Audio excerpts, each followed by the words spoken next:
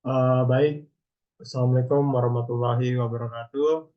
Selamat malam Pak Dai. Perkenalkan, nama saya Raffi Vivin Alenur dari kelas metode numerik 02. Di sini saya akan menjelaskan hasil pengerjaan dari kuis saya.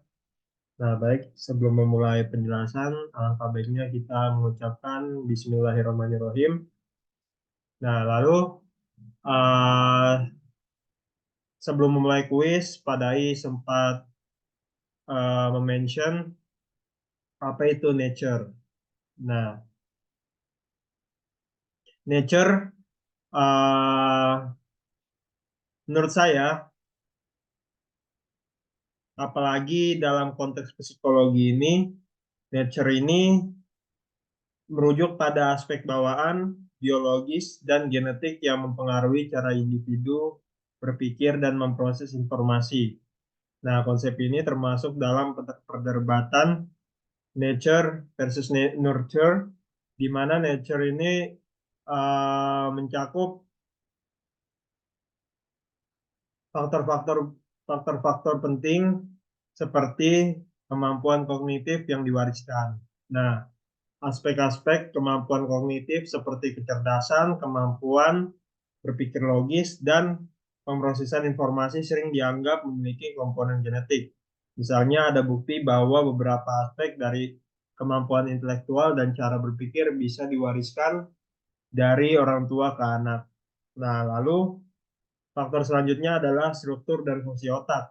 Nah, cara otak kita berkembang dan fungsi juga dipengaruhi oleh faktor genetik. Misalnya ada bagian-bagian tertentu dari otak yang secara inheren terkait dengan kemampuan berpikir kritis, pengambilan keputusan, dan pemecahan masalah.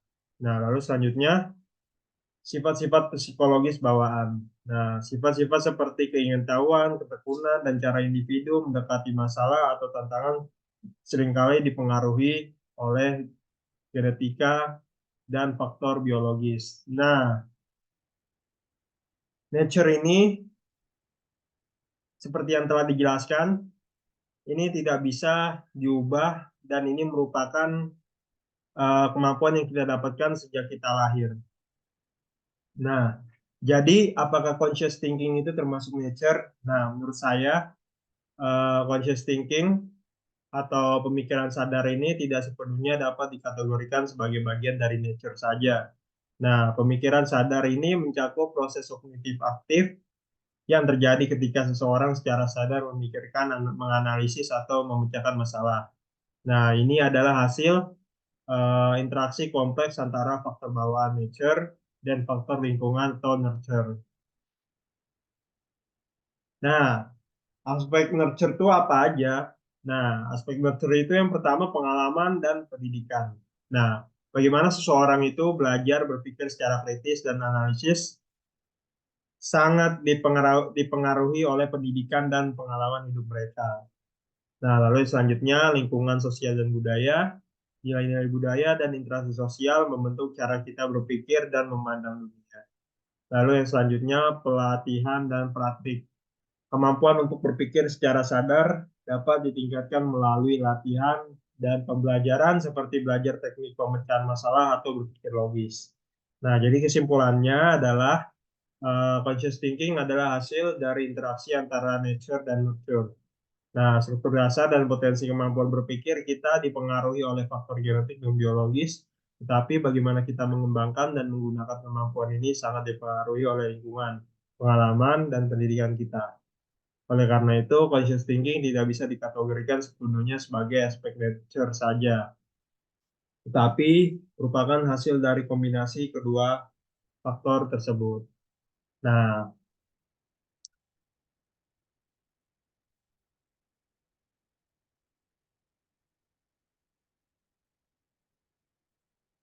lalu selanjutnya saya akan menjelaskan soal dari kuis. And now I'm going to talk in English.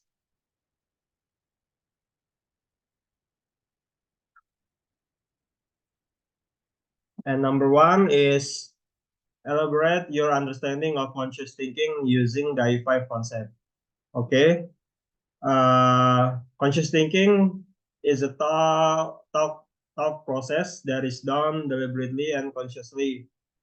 It involves the ability to actively think about, analyze, and control our mental process, rather than just reacting automatically or instinctively. Conscious thinking is at the core of thoughtful decision making, problem solving, and deep reflection. The benefits of conscious thinking are better and wiser decisions making, effective problem solving by being structured and analytical, personal development through reflection, and higher creativity by exploring different ideas and possibilities. An understanding of conscious thinking can be explained using the DAI5 concept, which consists of several systematic steps to help individual think more structurally and effectively. Nah, the following is a description of each step in DAI 5. Number one is intention. The first step in conscious thinking is to determine the intention or purpose of the thought. Uh, intention means establishing what one wants to achieve through this thinking process. This could be problem solving, decision making, idea development, or a deeper understanding of a topic. By having a clear intention, individuals can direct their focus and avoid irrelevant distractions. And number two is initial thinking. After setting an intention, the next step is to perform initial thinking. At this stage, individuals identify their prior knowledge and understanding related to the goal. They involves reflecting on known information, existing assumptions, and initial perspective of the topic. This stage is important to understand the starting point before delving deeper. And number three is idealization. The idealization stage involves imagining the desired end result or ideal situation to be achieved. This is a creative step where individuals imagine the best scenario without being being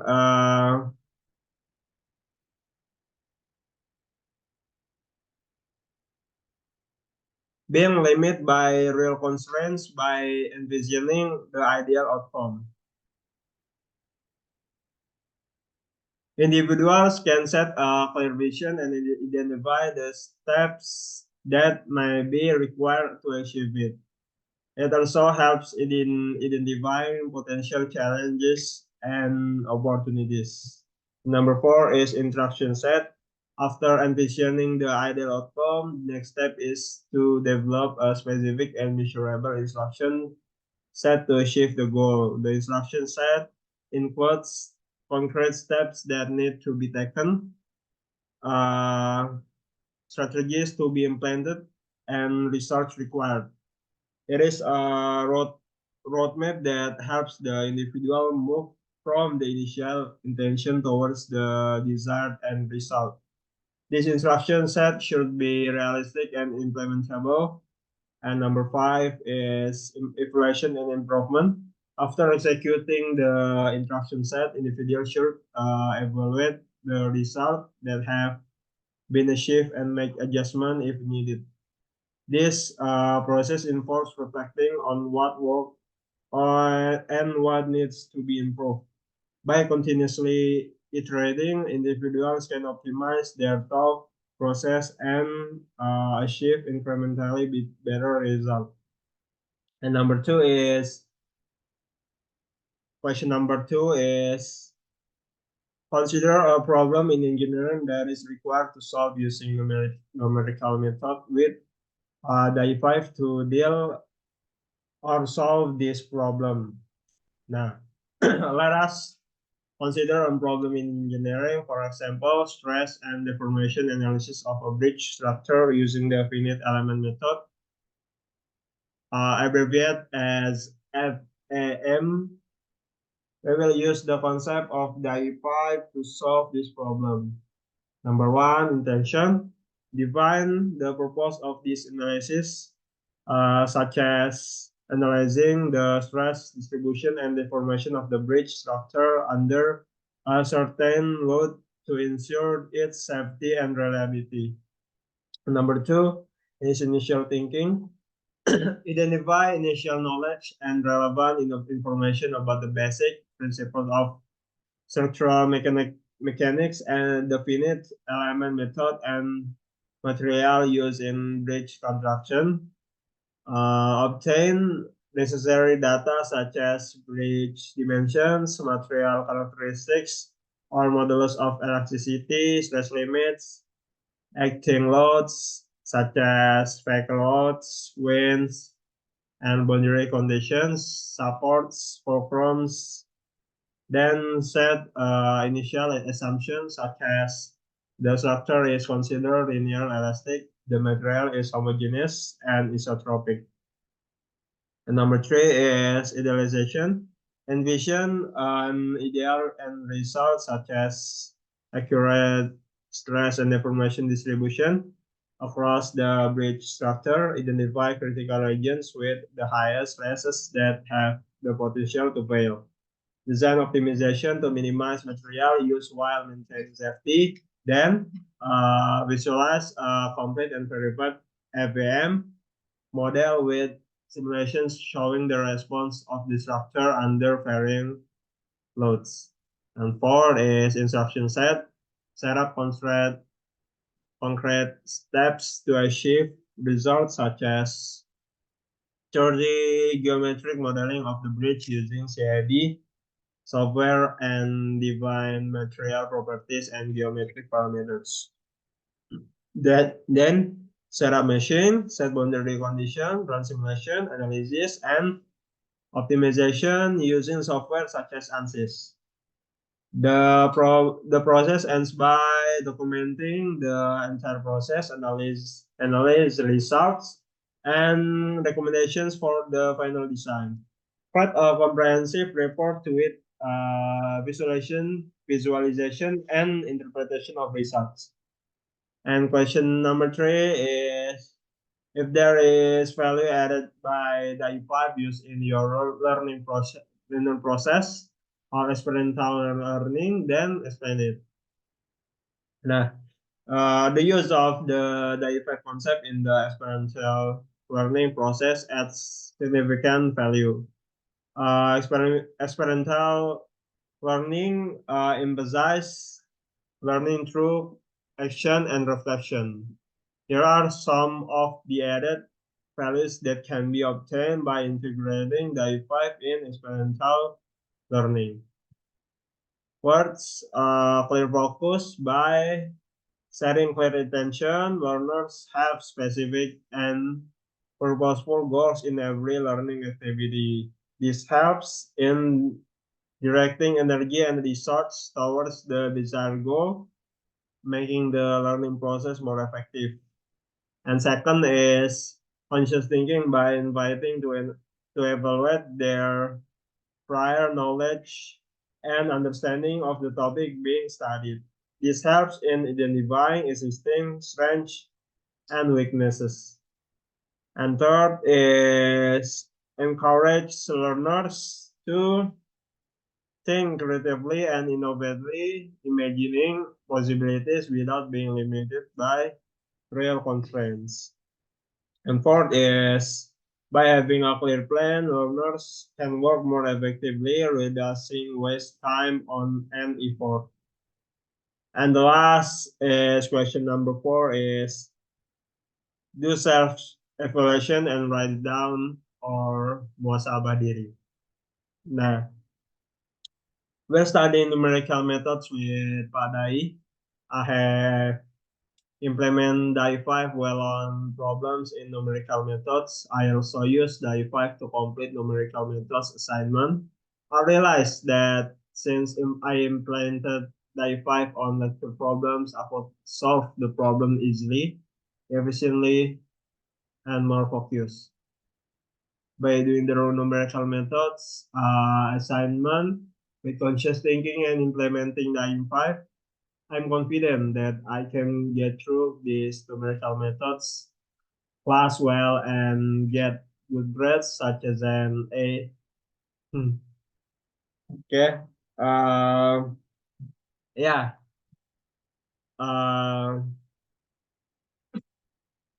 the conclusion is keep conscious. Okay.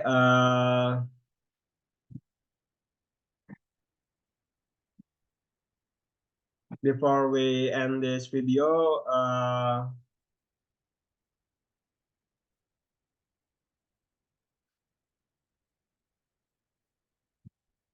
this better on saying Alhamdulillah dan ya selamat malam. Assalamualaikum warahmatullahi wabarakatuh.